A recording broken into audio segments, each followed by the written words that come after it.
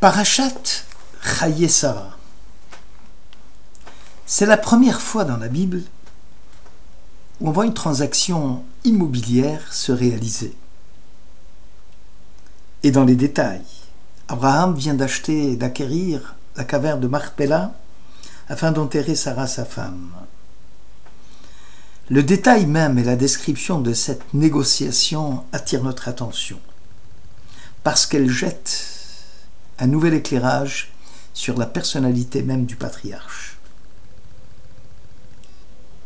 Abraham, qui est surnommé par les gens qui l'entourent, qui sont des païens, les enfants de Chet, Nessi Elohim, le prince du Seigneur, et que lui-même, alors qu'ils utilisaient à son égard Adoni, mon Seigneur, pas une fois n'utilisera lui le mot de Adoni, mon Seigneur. Pourquoi? Voyons le début. Sarah est morte dans la cité des quatre. La Bible et la paracha, la section de Chaye Sarah commence ainsi. Vatamot Sarah Bekiriat Arba. Bien évidemment, c'était un moment douloureux dans la vie du patriarche. Douloureux parce que cet homme vient d'une épreuve terrible, la ligature d'Isaac. Il était au mont Moria, il était parti sur ordre de Dieu. Dieu voulut le tester, prends ton fils, ton aîné, ton unique, et va et sacrifie-le, fais-le monter en holocauste. Et ce même patriarche revient, et au moment où sa foi était de nouveau affermie, elle va être de nouveau mise à l'épreuve, parce que là, Dieu lui ôte son conjoint, celle qui était avec lui dans toutes les luttes pour l'affermissement de la foi. Et cette fois-ci, lui, le maître de la terre, celui à qui Dieu avait promis que toute la terre d'Israël lui appartiendrait, est obligé aussi de négocier pour avoir un lopin de terre pour inhumer sa femme. Rappelons que Sarah a vécu 127 ans, le texte dit 100 ans, 20 ans, 7 ans, pour dire la grandeur et la personnalité exceptionnelle de cette femme hors du commun. Kulan Shavim Letova. Rashi explique que toutes ces années-là étaient les mêmes, comme si ça formait un bloc unitaire dans sa vie.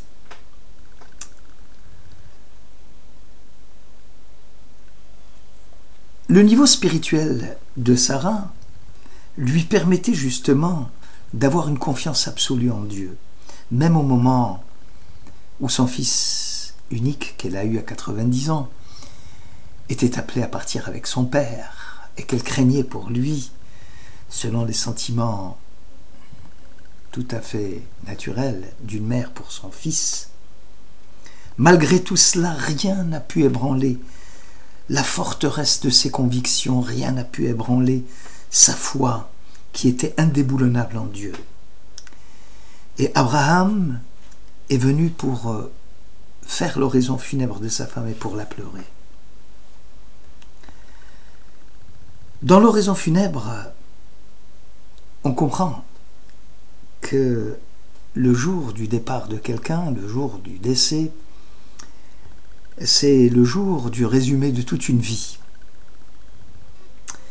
Et il n'y a pas d'éloge plus grande que de dire que l'homme ou la femme que l'on va inhumer a eu une vie qui a constitué un bloc unitaire, intègre face aux difficultés de la vie. C'est-à-dire, il n'y a pas eu des zigzags dans la vie. Il n'y a pas eu des allers-retours. Elle a toujours été Sarah, la forteresse, pleine de foi, pleine de confiance absolue en Dieu, sans jamais changer. Et là, il est obligé, Abraham, de se lever. Il est obligé d'acheter un lopin de terre pour sa femme. Le texte dit « Vayakom Abraham me'al pene meto ». Abraham se leva de devant son mort pour parler avec les enfants de Chet. que vient faire ce verbe vayakom? Elle nous montre ici un aspect caché, mais visible en même temps pour nous, du respect profond qu'avait Abraham pour les humains. Rabbi Yerucham de Mir, parmi les grands hommes du Moussar de la génération d'avant la Shoah, a écrit que Abraham se leva, il essuya ses larmes parce qu'il devait parler avec des hommes, et compte tenu du respect qu'il doit aux humains, il fallait absolument qu'il enlève ses larmes. Il s'est lavé le visage et il a su cacher pour lui sa douleur. Ce pasouk, ce verset nous montre cette personnalité physique d'Abraham qui, pour négocier le lopin de terre, la parcelle de sépulture, s'est levé dans le sens physiquement il était debout, mais également sur le plan de l'âme, sur le plan des sentiments, il a dominé, il a maîtrisé ses larmes, sa douleur. Et pourquoi fallait-il cacher sa douleur dans ces moments précis, même s'il doit négocier avec les enfants de Chet? Parce qu'il avait une philosophie de la vie qui était fondée sur la foi que l'amour d'autrui,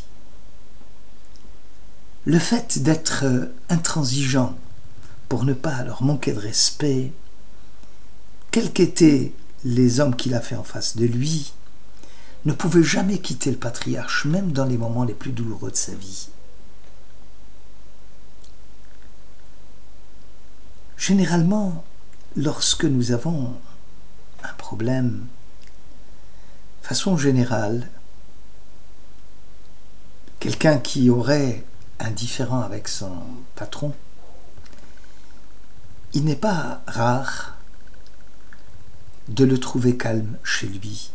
Il rapporte chez lui aussi le conflit par une tristesse approfondie que les membres de sa famille peuvent lire sur son visage, ou également il est très difficile à quelqu'un de faire fi de ce qui se passe à l'extérieur et de ne pas l'importer chez lui.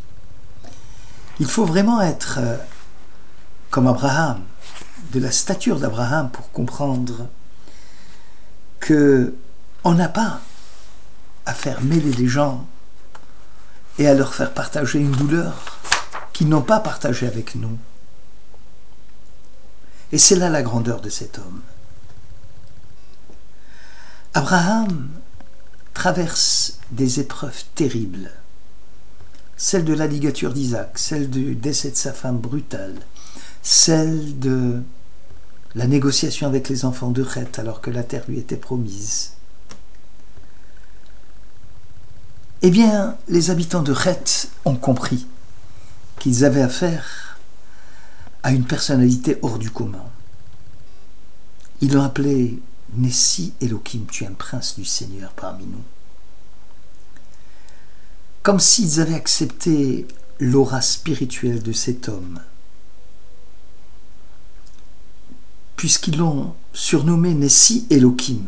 Ce n'est pas uniquement une expression de respect, c'est que Abraham, l'hébreu, le monothéiste, celui qui diffusait l'éthique et la morale, celui qui disait aux gens des choses qui étaient contraires à leur civilisation, à leur mode de vie, était quand même agréé, accepté parmi eux, lui, l'étranger, l'immigré, qui est venu de loin. Même si déjà, de par son corps, il était différent d'eux, à travers la circoncision. Eh bien, ces gens se sont inclinés devant lui, devant cette personnalité énorme. généralement, les gens n'aiment pas octroyer à autrui un statut qui serait le même que le leur. Nous le voyons aujourd'hui dans le comportement des populations autochtones avec les immigrés. Le problème des minorités au sein des majorités. Et de toute façon, déclarer que quelqu'un est un prince alors qu'il n'est pas un autochtone, un citoyen, en bonne et due forme, comme on dit, de souche, cela est difficile. Eh bien, Abraham, le premier juif, le premier hébreu, est arrivé à ce niveau, est arrivé à ce pouvoir, à ce statut. Et c'est là où celui qui observe les mitzvot a une importance considérable. Parce que le judaïsme, voyez-vous, ne considère pas que être juif, c'est uniquement vis-à-vis des siens. Être juif, c'est aussi vis-à-vis des autres, surtout. Comme il est marqué, Halohi Ketuva Sefer HaYashar. On appelle le livre de Bereshit, d'ailleurs, Sefer HaYashar, le livre du juste. Et nous allons ici donner une traduction du Netziv. Netziv, c'est un des grands maîtres du siècle dernier qui a écrit un commentaire fabuleux sur la Torah qui s'appelle Ha'amek Davar. Il écrit « Le Saint béni soit-il est juste. Il ne supporte que des justes de la trempe d'Abraham, d'Isaac et de Jacob. Parce que ces justes-là se comportent avec justice non seulement vis-à-vis de Dieu, mais également vis-à-vis des affaires du monde.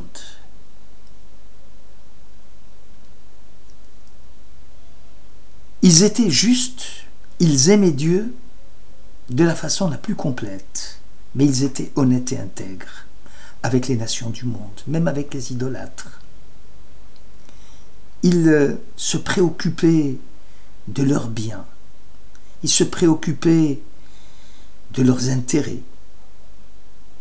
Ceci dans le but aussi d'apporter un éclairage et une dignité à la fonction de ce qu'ils prétendaient être.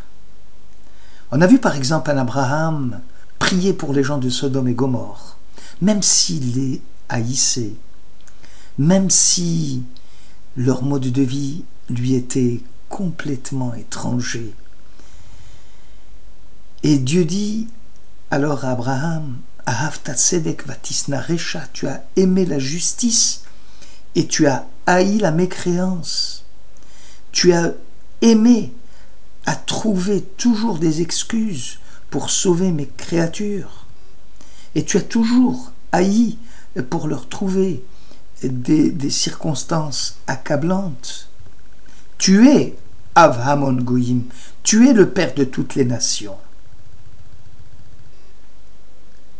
De là nous apprenons que les chemins de la Torah et du judaïsme nous obligent à nous conduire avec patience, avec empathie, avec dignité vis-à-vis de l'étranger, même s'il n'est pas de notre religion, qu'il soit qui il soit. Les enfants d'Abraham ont à lutter contre les idées du mensonge, du paganisme, de la matérialité. Mais nous n'avons pas à éloigner le pécheur. Au contraire, c'est de le rapprocher. Donc ce n'est pas le judaïsme qui éloigne. Ce n'est pas le judaïsme qui est la cause de notre haine parmi les nations. Au contraire, c'est parce que nous sommes juifs que nous avons eu, comme Abraham, droit à être prénommé prince du Seigneur, Avhamon Goyim. Mais nous avons dit aussi que dans la paracha, il y avait un petit manquement dans le comportement d'Abraham. Pourquoi les enfants de Heth appellent Abraham plusieurs fois Adoni, Adoni, maître, maître, et lui pas une fois ne les qualifie de maître? Parce que nos sages nous ont appris que Abraham a été le premier homme à appeler Dieu Adon, Adon Haolam, le maître du monde. Il ne connaissait qu'un seul maître, Dieu. Il l'appelait mon Seigneur. Donc il ne pouvait pas avoir dans son cœur une possibilité d'octroyer ce qualificatif à quelqu'un d'autre que Dieu. Et ce n'est pas uniquement une question de politesse ou de bienséance sociale. Parce qu'il savait que la notion de Seigneur était réservée à Dieu et que les hommes étaient des mortels. Abraham, qui va conduire sa femme dans le lieu de sa sépulture, nous montre ici une personnalité hors du commun. Nous avons beaucoup à apprendre de la conduite de nos patriarches. Merci de votre écoute.